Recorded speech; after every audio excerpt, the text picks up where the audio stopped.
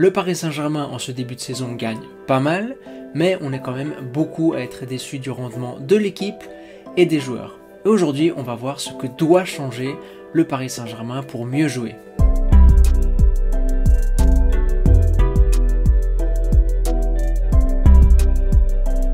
Hey, j'espère que vous allez bien et j'espère que votre équipe préférée va bien.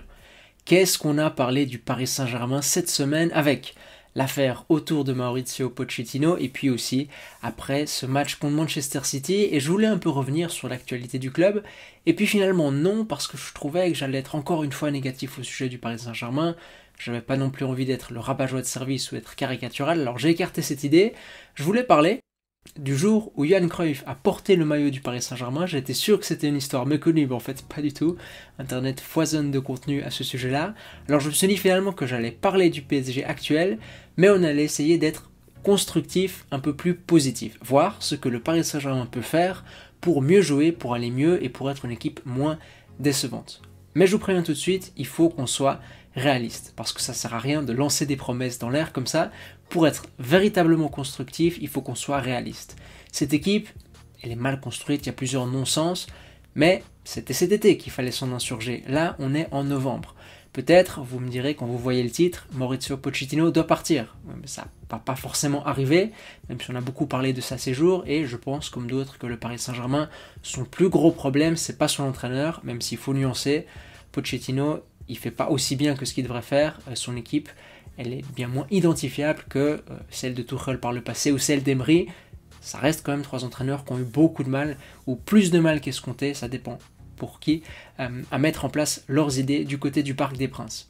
Problème de dirigeant, virer Leonardo, on n'en est pas encore là, et de façon réaliste, mettre Mbappé, Messi ou Neymar sur le banc, ça non plus, ça va pas arriver. C'est pour ça que je vous dis, il faut qu'on soit réaliste, et on va pas avoir des ambitions énormes, mais aujourd'hui, 4 solutions pour que le Paris Saint-Germain puisse aller un peu mieux dans le jeu. Et avant, il faut quand même qu'on commence par faire un constat, parce que pour savoir ce qu'il faut réparer, il faut savoir ce qui ne va pas. Du coup, un rapide constat des problèmes du Paris Saint-Germain sur le terrain. Premier constat, tout le monde en parle tout le temps depuis le début de la saison, et même ça remonte à des années en arrière, hein. Déjà quand Neymar et Mbappé évoluaient sans Messi, on en parlait, l'équipe ne fait pas assez d'efforts, et deux choses, elle n'est pas capable d'aller presser un adversaire, et elle n'est pas non plus capable, en étant dans son camp, de vraiment contenir un adversaire en bloc médian comme ça, ce qui fait que contre une équipe qui aime avoir le ballon, ou qui a bien travaillé en face, ou qui a des joueurs bons techniquement, elle peut avoir tendance à reculer, elle se fait vraiment pousser en direction de son propre but.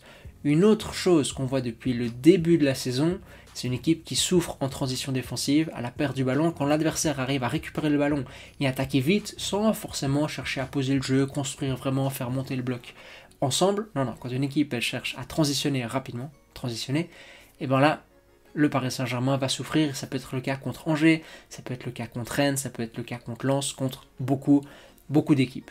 Une autre chose qui est criante, si on parle de ce Paris Saint-Germain, c'est que c'est une équipe qui n'est pas brillante à la relance. Elle dépend beaucoup de l'ingéniosité, de la prise de risque, des dribbles de Marco Verratti. Sans Verratti, c'est très compliqué de ressortir. Avec Verratti, c'est moins compliqué, mais c'est pas pour autant qu'on a l'impression qu'il y a un travail qui a été fait pour que l'équipe puisse ressortir le ballon proprement, selon des chemins identifiables avec des actions qu'on connaîtrait par cœur. Et puis un autre problème, c'est que si vous n'arrivez pas à bien ressortir le ballon, c'est difficile d'être bon en possession du ballon, parce que l'adversaire s'est complètement regroupé dans son camp, vous n'avez pas fait la différence rapidement, et là vous faites face à des blocs qui vont vous poser des problèmes inévitablement. Sur attaque placée, le Paris Saint-Germain n'est pas non plus bon. En fait, le Paris Saint-Germain a très peu de continuité dans ses attaques. C'est pas une équipe qui va avoir le ballon et qui va pousser,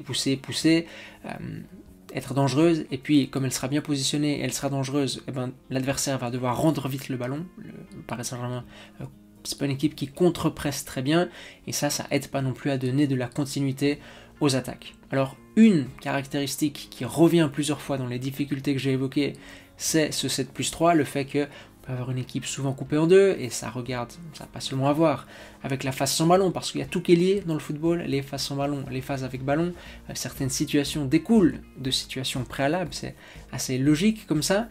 Beaucoup de ces problèmes-là reviennent posé la question de la viabilité de ce 7+3, pas tous, mais beaucoup, Pochettino, lui, ce qu'il fait comme pari, c'est que le fait d'avoir 3 joueurs qui ont un traitement différentiel, qui ont un régime spécial, ça va payer parce qu'ils sont tellement bons qu'en attaque, ils vont faire la différence, ils vont compenser ce qu'ils n'apportent pas dans les attaques groupées et puis aussi dans la phase sans ballon.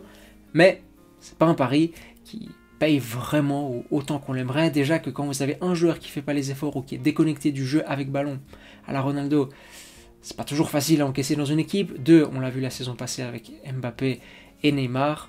3, c'est absolument inédit dans le football, vraiment. Je parlais avec quelqu'un cette semaine et il me disait c'est un autre sport.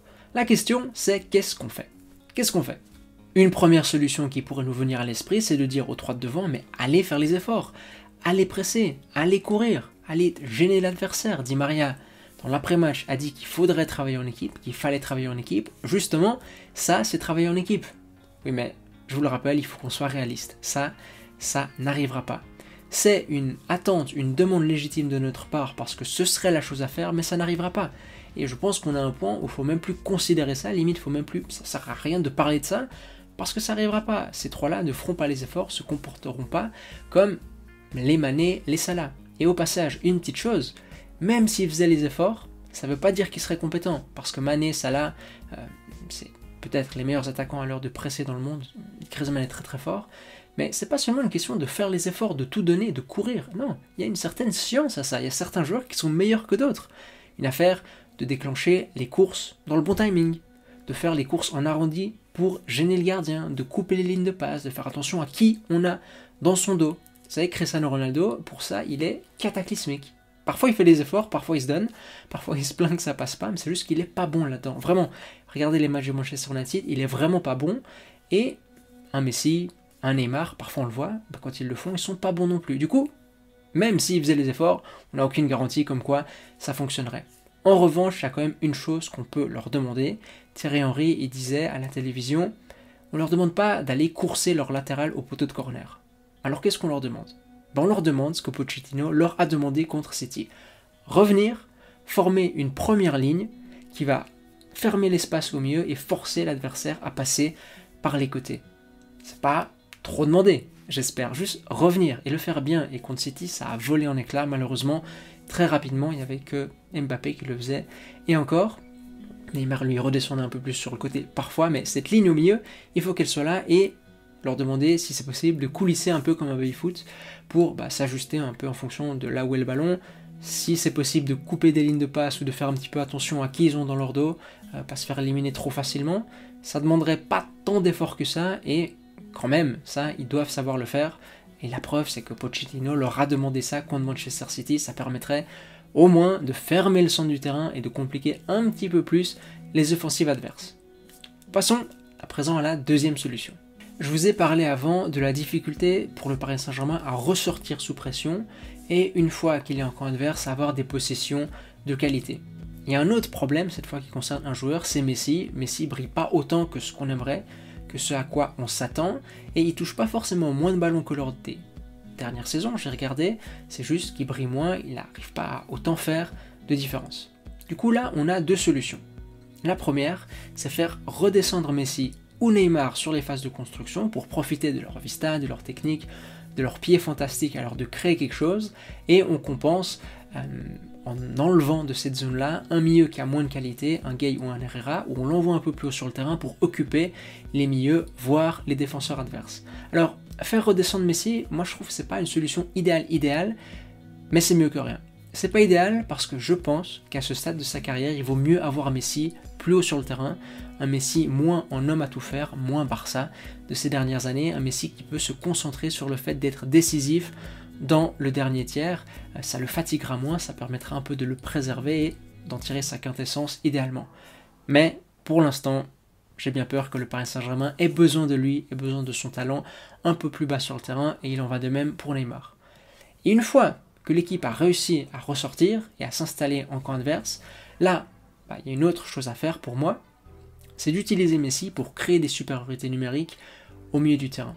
Là, ce serait plus vraiment lui qui serait à la baguette, mais l'idée, ce serait, dans certaines zones, d'aller le positionner dans le dos des milieux adverses avec un autre intérieur Et là, ben, on monopolise du monde, on monopolise les attentions, et aussi on crée une supériorité numérique. Et si on arrive à faire que Messi reçoive le ballon entre les lignes, et bien là, vous avez une bonne chance de faire une bonne action. Peut-être pas du bon football, mais une bonne action, parce que ça veut dire que l'adversaire, il défend comme ça, mais s'il reçoit entre les lignes, il faut se tourner, il faut courir en direction de son but, et vous n'avez pas envie de courir en direction de votre but lorsque Messi a le ballon, parce que là, il peut faire vraiment très très mal, il a tellement d'options possibles. Du coup, d'aller fixer Messi dans le dos des milieux adverses dans une position un petit peu plus centrée et de créer une supériorité numérique, parce que dans cette zone-là, vous aurez d'autres milieux, Herrera, Gueye, Wijnaldum, ça pourrait être intéressant. On a vu cette chose-là vraiment très peu de fois, mais un petit peu contre Manchester City cette semaine, et ça avait mis les Citizens en difficulté. Ce serait une utilisation possible de Messi. Troisième solution, cette fois elle concerne le milieu de terrain.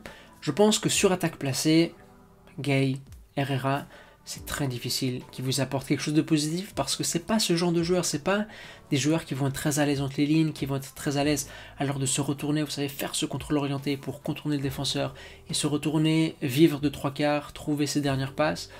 Ils ont d'autres qualités et ils ont des défauts qui les limitent dans ce rôle-là. En revanche, ce sont peut-être un peu plus pour Herrera et Wijnaldum des joueurs qui ont une capacité à arriver projetés aux abords de la surface, et ça c'est une chose qui doit absolument être utilisée. Toutes les équipes en Europe qui cherchent à attaquer sur attaque placée, elles doivent avoir ce genre de mécanisme là. Si vous pensez au Real, ils l'ont pas tant que ça avec Kroos et Modric, mais Zidane tentait de le faire avec Casemiro. Guardiola le fait toujours avec Gundogan par exemple quand il joue à ce poste là, ou Bernardo Silva. Et je pense que on l'a un peu vu sur le début de saison avec Herrera qui marquait ses buts, mais c'est une chose absolument fondamentale à exploiter. Franchement, je vous le dis, ça me paraît une façon assez banale mais assez facile d'utiliser des joueurs qui n'ont pas tant ces qualités techniques-là. Saúl Ñíguez, je vous l'ai déjà dit sur la chaîne, c'est un très bon exemple de ce type de joueur-là. Et enfin, une dernière solution concerne la défense du second poteau. Le Paris Saint-Germain, parce qu'il a des centraux très complets, Marquinhos et Kimpembe, il a la chance d'avoir des centraux qui sont aussi bons dans leur surface. Vraiment les deux, comme ils sont complets, et la complétude ça comprend être bon dans leur surface, le Paris Saint-Germain peut s'en sortir de cette façon-là quand ils sont en bloc bas, mais en revanche, il y a une chose sur laquelle ils se font souvent avoir, et beaucoup, franchement il faut le dire, c'est pas exclusif au Paris Saint-Germain, beaucoup d'équipes se font avoir dans leur surface, ils souffrent, et les adversaires savent pertinemment que c'est quelque chose qu'ils peuvent exploiter. Certaines équipes peuvent faire de ça leur plan de jeu, de l'attaque du second poteau. Pourquoi le Paris Saint-Germain se fait avoir? Parce que si l'ailier ne revient pas défendre, le latéral très souvent peut se retrouver en situation de 1 contre 2. Et il y a une règle qui dit dans le football, le dernier ne sort jamais sur l'avant-dernier. Ça veut dire que si vous êtes le défenseur, jamais vous devez sortir sur l'avant-dernier attaquant, parce que vous ouvrez un espace dans votre dos pour le dernier attaquant. Okay, mais c'est très difficile à implémenter cette règle, c'est très difficile de la respecter, parce qu'en tant que défenseur, vous allez toujours là où est le ballon. Et c'est comme ça que le Paris Saint-Germain se fait souvent avoir. Alors ici, il n'y a pas vraiment de solution idéale, mais vous en avez deux. Soit prendre le problème à l'origine et faire très attention à bien être sur le porteur du ballon pour qu'il ne puisse pas centrer dans de bonnes conditions. Parce que ça, c'est le jeu que cherchent les équipes qui affrontent le Paris Saint-Germain, créer des supériorités sur les côtés en partant du principe que Neymar et Messi ne reviendront pas défendre. On peut essayer de créer des 2 contre 1, et si on crée des 2 contre 1, on a des centreurs qui sont dans les meilleures dispositions du monde pour centrer, mettre un ballon au second poteau, là où un nouveau 2 contre 1 se fait percevoir. Du coup, être bien sur les centreurs, bien cadrer le possesseur du ballon. Deuxième solution, elle n'est pas idéale, mais pourquoi pas utiliser les milieux, les intérieurs, les relayeurs pour aller couvrir ces seconds poteaux. Les milieux du Paris Saint-Germain, les relayeurs, ils doivent faire beaucoup de travail défensif, être à plusieurs endroits en même temps parfois, parce qu'ils doivent aller couvrir l'espace que l'ailier qui ne vient pas défendre ne couvre pas. Du coup, ils font souvent des allers-retours comme ça, et pourquoi pas essayer de les utiliser pour aller couvrir le second poteau. C'est pas du tout idéal parce que vous ouvrez un espace proche de la surface, au cœur du jeu, mais parfois il faut se poser la question quand vous êtes en bloc bas, où est-ce qu'il vaut mieux ouvrir un espace à l'orée de vos 16 mètres ou au second poteau. Bref, c'est un calcul à faire, c'est une décision à prendre, une question à se poser. Il n'y a pas de solution idéale encore une fois, parce que quand vous défendez en 7+3, vous aurez toujours un trou qui va s'ouvrir quelque part, mais tentez quelque chose pour défendre ces fameuses actions au second poteau. Voilà, c'est la fin de cette vidéo, j'espère qu'elle vous aura plu. Je suis curieux d'entendre vos retours en commentaire parce que quand je parle du Paris Saint-Germain ou d'une autre équipe française, je suis toujours dans une posture où je dois être humble parce que même si le Paris Saint-Germain, je crois que c'est l'équipe étrangère que j'ai le plus vu jouer cette saison avec United, je la connais pas aussi bien que vous qui êtes fan du Paris Saint-Germain pour certains. Du coup, je me réjouis de vous lire dans les commentaires, de voir si ce sont selon vous de bonnes idées, si au contraire ça vaut pas la peine ou c'est pas possible. Encore une fois, je pense qu'il faut être réaliste, il faut avoir des ambitions pas trop hautes parce que sinon on ne pourra jamais les remplir concernant ce Paris Saint-Germain-là, cette équipe-là, et même je crois que ce club-là sur plein d'aspects différents. J'espère que voilà, ça aurait été une vidéo un peu plus positive sur le Paris Saint-Germain que ce qu'on a l'habitude d'entendre au sujet du club ces jours-ci. Si la vidéo vous a plu, n'hésitez pas à lui accorder un pouce bleu, à vous abonner si ce n'est pas déjà fait, et nous on se retrouve comme d'habitude dans une semaine, dimanche 10h. D'ici là, portez-vous bien. Allez, à toutes.